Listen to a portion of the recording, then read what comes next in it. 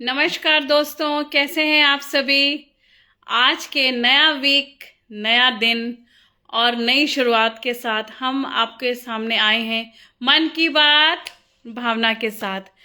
आज होलिका दहन का दिन है और सब जगह इस होली के त्यौहार को बहुत ही पावरफुल, बहुत ही अच्छे तरीके से मनाया जाता है। बच्चे, घर में बड़े, सब बड़े खुश होते हैं क्योंकि ये रंगों का त्यौहार है। हमारा भारत जो है ना, बहुत ही प्यारा देश है जहाँ पर ये त्योहार ऐसे हैं जो आपस में लोगों को जोड़ते हैं और फिर हम एक दूसरे को विश करते हैं, गले लगते हैं। रमज़ान का भी महीना चल रहा है, तो भारत जो है पूरा का पूरा त्योहारों से भरा हुआ है। और अगर ये त्योहार ना हो ना, बीच बीच में हम इतने स्ट्रेस में होते हैं, हमारा मूड खराब होता है। अगर ये त्योहार ना हो ना, तो हमारे स्ट्रेस को रिलीज करने का कोई साधन ही नहीं होगा। बीच बीच में कोई त्योहार आ जाता है तो हमारा मन एकदम चेंज होता है। अरे रक्षाबंधन आ गया, अरे दिवाली आ गई, अरे होली आ गई, अरे ईद आ गई।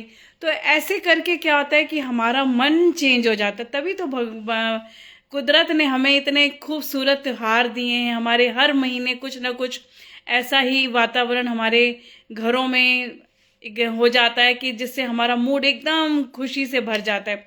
अब आप ये देखो कि होली का त्यौहार, आज होलिका दहन है, कल चंद्र ग्रहण है। इस वजह से हमारा होली का त्यौहार 4 तारीख को, परसों मनाया जाएगा। तो हम इस होली के त्योहार की एक छोटी सी कहानी, हिरण्यकश्यप प्रहलाद होलिका की, उसको एक बार पीछे बैक स्टोरी में चलते हैं क्योंकि हम कहीं ना इन सब चीज़ों से दूर होते जा रहे हैं। तो हिरण्यकश्यप जो एक राजा होता है, वो बहुत ही अपना अहम, उसके अंदर अपनी ईगो कि सब मेरी माने, मेरी चले, जो मैं कहूँ मुझे भगवान माने, किसी और की पूजा ना करें, सिर्फ मेरी पूजा करें।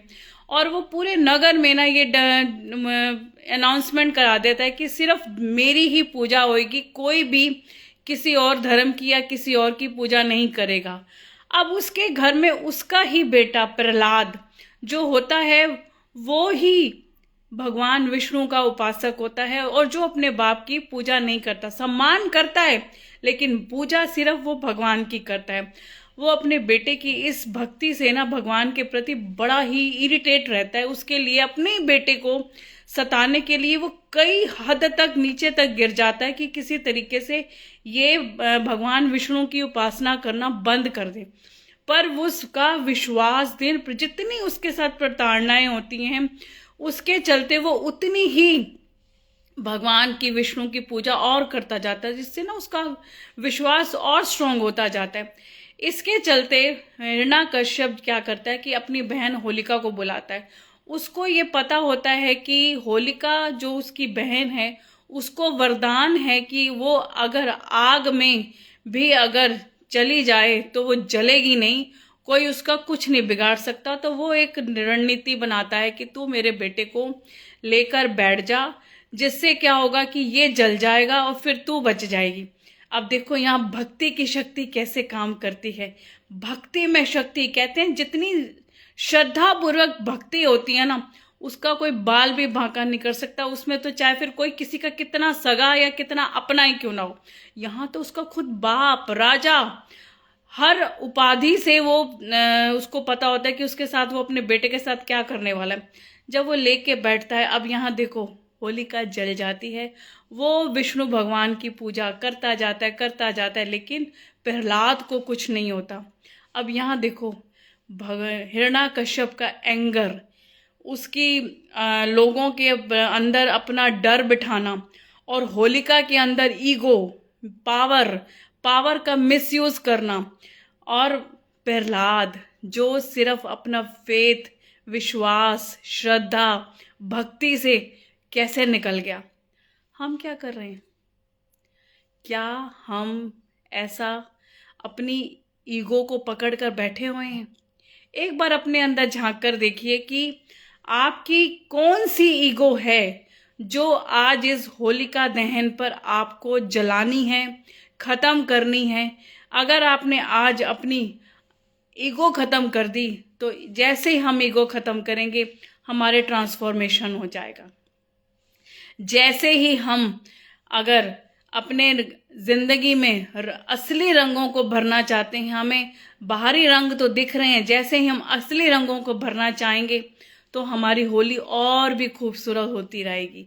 एक बार अपने अंदर जा कर देखो, अपने अंदर झांक कर देखो कि आपकी कौन सी ईगो आपको आगे बढ़ने से रोक रही है, आपका कौन सा गुस्सा, आपका कौन सा अहम आपके ग्रोथ में आपको अड़चन पैदा कर रहा है। आपका हस्बैंड वाइफ का रिलेशन, ऐसी कौन सी ईगो है, ऐसा कौन सा आपके दिमाग में फितूर है जो आपके रिश्ते पर भी हावी हो रहा है। एक बार अपने अंदर झांक कर देखो, एक बार अपने अंदर जा कर देखो कि हम कहाँ गलत हैं, हम क्या कर रहे हैं।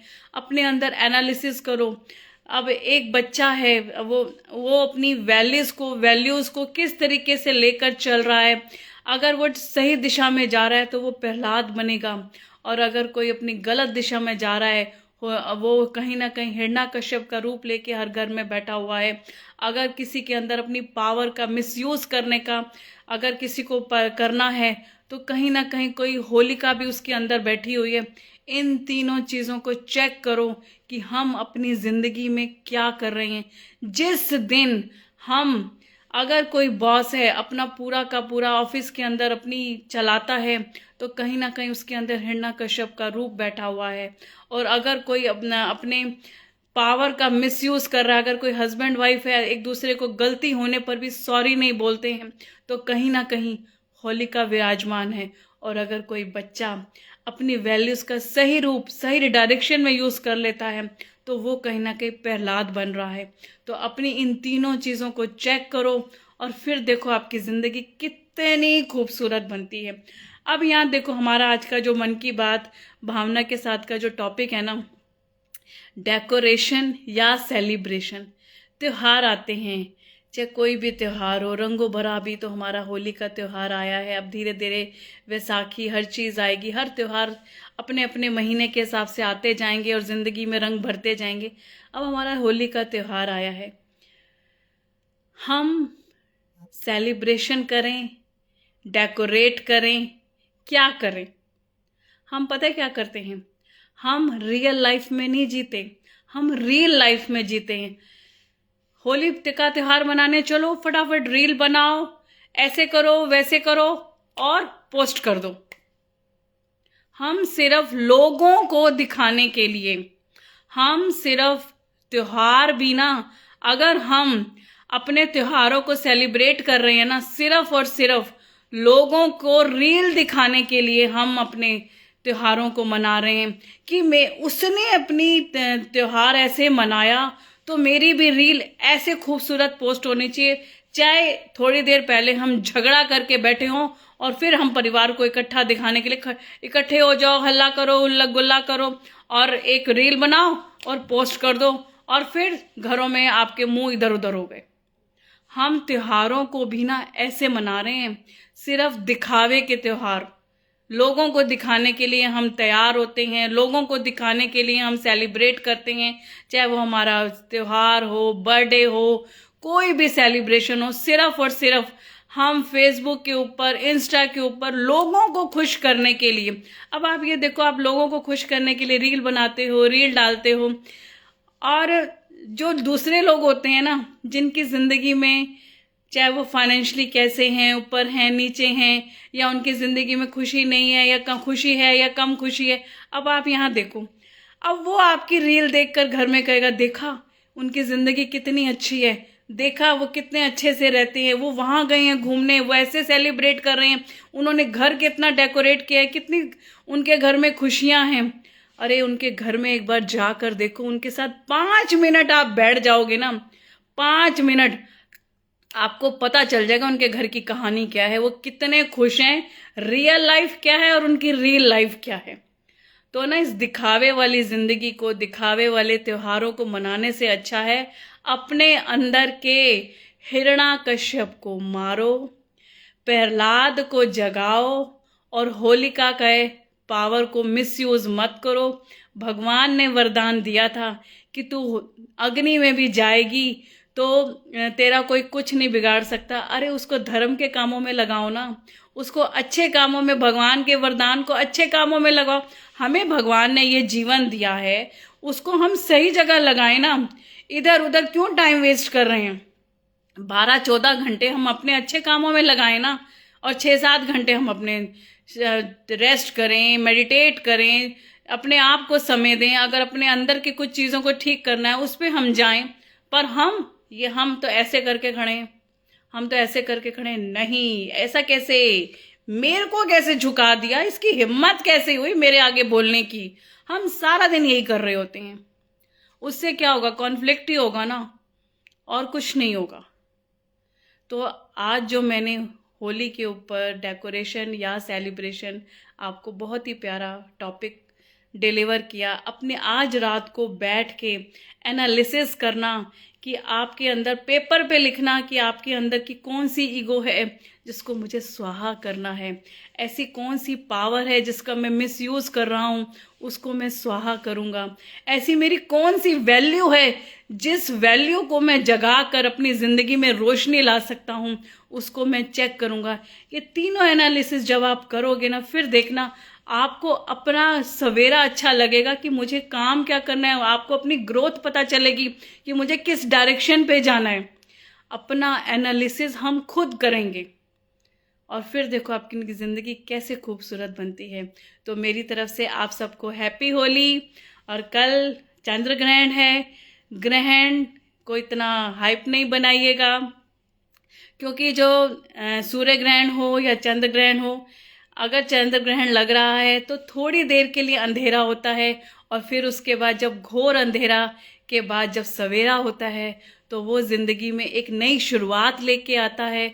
और ऐसे ही आपकी ज़िंदगी में परसों फिर सवेरा होगा, नई शुरुआत, नया दिन, नया टास्क, वो आपकी ज़िंदगी में आएगा ही आएगा। तो अब आपने अपनी ज़िंदगी में कैसे खूबसूरती लानी है, अपना सेल्फ एनालिसिस करके, अपने हिरण्यकश्यप को मार के, होलिका को जला के, और अपनी वैल्यूज़ को उठाकर अपनी ज़िंदगी में जो खुशी लेके आओगे, वो आप परसों तक आप एनालिसिस करिए। और फिर देखिए आपकी ज़िंदगी में कैसे होली के रंग भर के ज़िंदगी खूबसूरत बनती है। तो मेरी तरफ से happy Holi. Thank you. God bless you.